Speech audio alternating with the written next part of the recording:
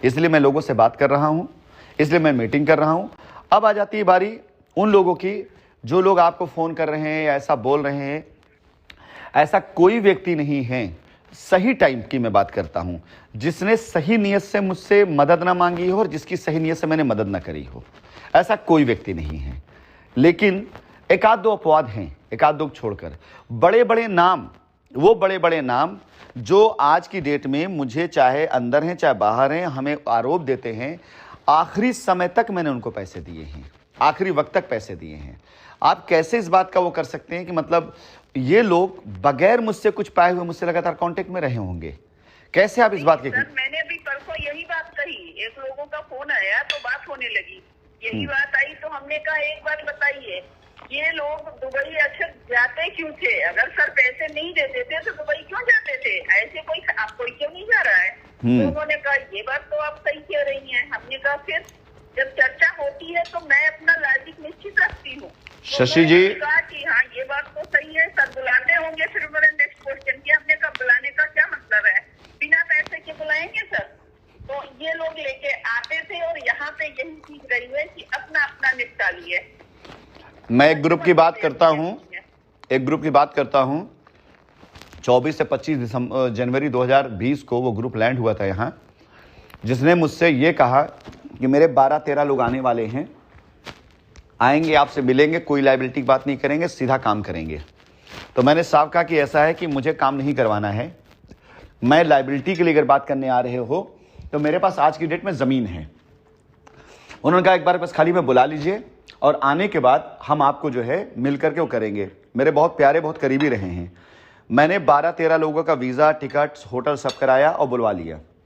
आए वो लोग। 27 तारीख को हमारा एक प्रोग्राम था यहाँ पर होटल हयात में, उसको भी उन्होंने अटेंड किया है छिप करके। मुझे ये लगा कि ये सब काम की बात करने आए। उन्होंने मुझसे कहा था हम लायबिलिटी नहीं, काम बात करने आए हैं। मैंने सोचा इनको बुला के आए, लेकिन आगे नहीं बैठे, वो मुझे दिखाने के लिए पीछे बैठे छिप कर कि मैं आया हूं और पब्लिक के सामने ना आऊं, इसलिए कैमरे के सामने नहीं आए वो। चलिए कोई बात नहीं, तब भी मैं नहीं समझा क्योंकि मेरी नीयत साफ थी। मुझे लगा चलो ठीक है यार, अभी सामने। मैंने पूछा क्यों नहीं आया आगे। उसी स्टेज पर संदीप राठौर खड़े होकर ललकार कर बात भी कर रहा था, बाकी लोग थे, लेकिन ये लोग पीछे बैठे थे। मैंने पूछा तो बोले नहीं, ऐसा कि अभी अगर तुरंत चले जाएंगे सामने तो लोगों को लगेगा हम खाली काम की बात कर रहे हैं, हम अपने तरीके से लोगों को कन्वर्ट कर लेंगे। चलो ठीक है कोई बात नहीं। अपने लोगों को लेकर बैठे ये, इन्होंने मुझे समझाया कि क्या क्या बात करनी है। अब मैं किसी की दी स्क्रिप्ट नहीं पढ़ता हूँ। जब लोग मेरे सामने आए तो मैंने फिर उस समय हमने कहा तुम लोग तो ये बोल के आए थे कि लायबिलिटी की बात नहीं करने, काम बात करने आए हो। और अगर लायबिलिटी की बात करने आए थे तुम लोग तो 2 लोग आए होते ना, 3 लोग आए होते, 4 लोग आए होते, पूरी बारात लाने की क्या जरूरत थी? हमने कहा रास्ता मैं तब देता। अब तुमको अगर मैं बोलूंगा ठीक है मैं तुमको 50 लाख रुपए दे रहा हूं, तो 50 तो तुम 12 लोगों में बांट दोगे उठा करके, पीछे लायबिलिटी कहां रहेगी? 1 करोड़ बात तो तुम 2 अगर आए होते और रास्ता देते मुझे तो मैं तुम्हें जमीन देता, सब कुछ देता। तो ये क्या तुम नाटक फैला रखा तुम लोगों ने कि इस तरह से तो लायबिलिटी नहीं उतरने वाली। हर आदमी की परेशानियां हैं। तुम लोग लायबिलिटी के लिए नहीं, तुम अपने सर से लायबिलिटी उतारने आए हो कि लो मैंने बैठा दिया सर के सामने, अब तुम जानो तुम्हारा काम जाने। सेम चीज होटल में जाकर के ये लोग अपनी टीम के लोगों से कि हमने ला के मिला दिया, अब तुम जानो तुम्हारा काम जाने, हमसे मतलब नहीं है। होटल में लड़ाई कर रहे थे और बाहरी लोग इनकी वीडियो बनाए, बाहरी इनकी वीडियो में फोटो भेजे मुझे। उससे हुआ क्या कि जो मैं नया काम शुरू कर रहा था जिसमें नए लोग इन्वॉल्व हुए थे, वो लोग भी बंद नहीं, मतलब डिस्टर्ब, मुझे उसकी वजह से अपनी नई चीजों को भी समझाना पड़ गया कि नहीं ऐसा नहीं। जबकि मैं इतनी इज्जत बना के रखा था लोगों की, तो ये लोगों ने अपना भी काम खराब किया, कंपनी भी काम खराब किया, कस्टमर काम खराब किया अपनी बेवकूफी की वजह से। अपने इल्जाम यानी मेरे मुंह पे मीठा मीठा और पीछे जाने के बाद गाली देना शुरू कर दे। तो कस्टमर क्यों नहीं कंफ्यूज होगा? जो 12 लोग आए थे उनका दोष नहीं था बेचारों का, वो अगर कंफ्यूज होती इसलिए कि इनके दोहरे चरित्र को देख करके कि मेरे सामने बात ही नहीं कर रहे हैं और मेरे पीठ पीछे आकर के उनको गालियां दे रहे हैं कि तुम जाकर बात करो, तुम जाकर करो, नहीं समझ में आता तो भाड़ में जाओ, ये करो। और उसके बाद फ्लाइट वगैरह भी छोड़ दी गई टिकट को एक्सटेंड कराने के बाद। तो हमने गुस्से में काम के टिकट हम एक्सटेंड नहीं कराएंगे अब हम किसी का। तो इतना ज्यादा दिमाग को पजल्ड कर दिया गया इतना। और एक बंदा ऐसा नहीं था जिसने एक टिकट अपनी कराई हो, जिसने एक होटल अपना बुक किया हो।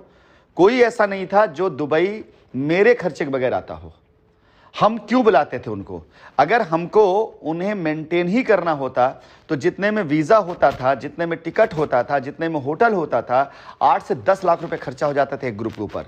अगर मुझे मेंटेन करना होता तो 2, 4, 5 लाख रुपए देके इंडिया में चुप नहीं करा देते, चुपचाप बैठो यार, कहाँ फालतू में कर रहे हो, हम तो परिवार खर्चा उठा रहे हैं। अगर मुझे अपनी भाषा, हम लोग वही बात कहते थे सर। हम लोगों की तो जानकारी में रहता था कि ये लोग लॉयल्टी के लिए जा रहे हैं, तो हम कहते थे कि एक लोगों को बुलाने पे तो इतना खर्चा होता है, अगर इतना ये खर्चा करा जा रहा है, इससे अगर 2-4 लोगों की लॉयल्टी उतार दी जाए तो ज्यादा बेहतर होगा। ये मालूम था कि बिजनेस नहीं, ये लोग सिर्फ लॉयल्टी की बात करने जाएंगे।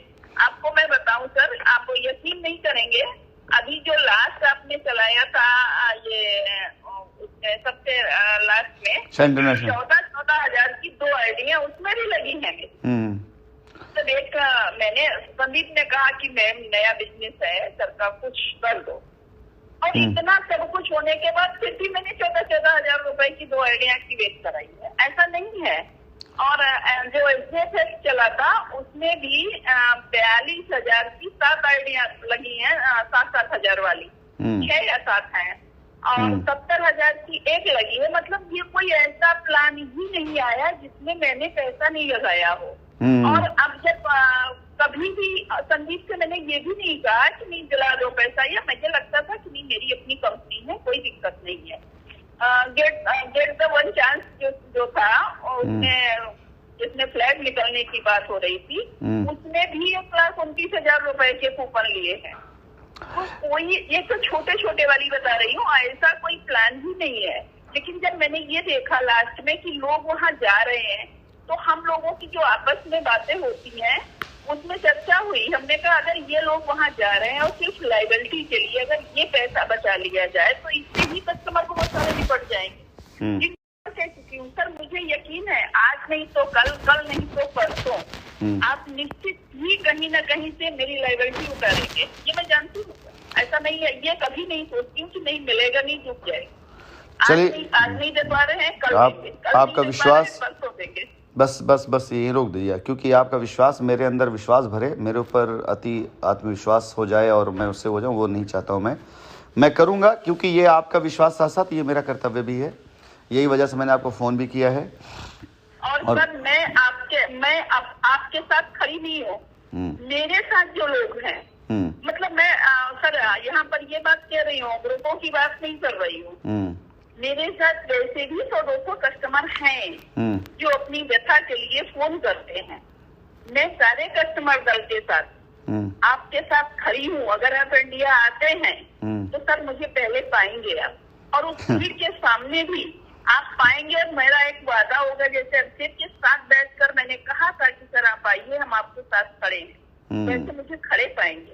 ये दोहरी राजनीति या दोहरी पॉलिटिक्स वाली बात नहीं है। और अगर मैं कहीं किसी ग्रुप पे हूँ तो आप ये मत सोचिएगा कि नहीं ये ऐसा है। आप जानते हैं मेरी आदत को कि कहाँ क्या चल रहा है, क्या अपडेशन है। बाकी मुझे कोई ज्यादा दिलचस्पी नहीं है। मेरा कभी देखते हैं आप खिसिया जाऊं किसी से तो, या मनसा निकलवाने के लिए भले कोई कमेंट लिखूं, वरना मैं कमेंट नहीं।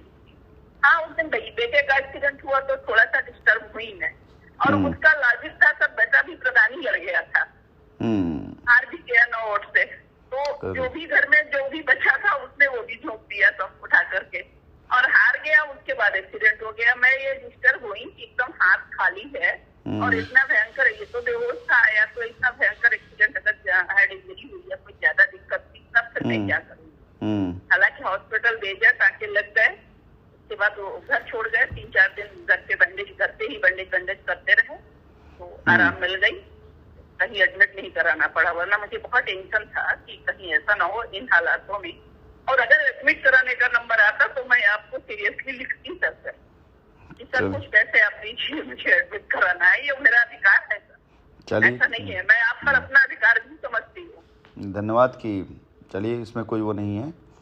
और अब हम 2-3 पॉइंट्स की बात कर लेते हैं जिसके से मैंने फ़ोन किया ताकि उसका सार्थक हो। पहली चीज़ तो ये है कि देखिए ऐसा है कि ग्रुपों में अब तक जिस तरह की हरकतें, जिस तरह की चीज़ें हुई, उसने लोगों का समय ही बर्बाद किया और वक्त बर्बाद किया।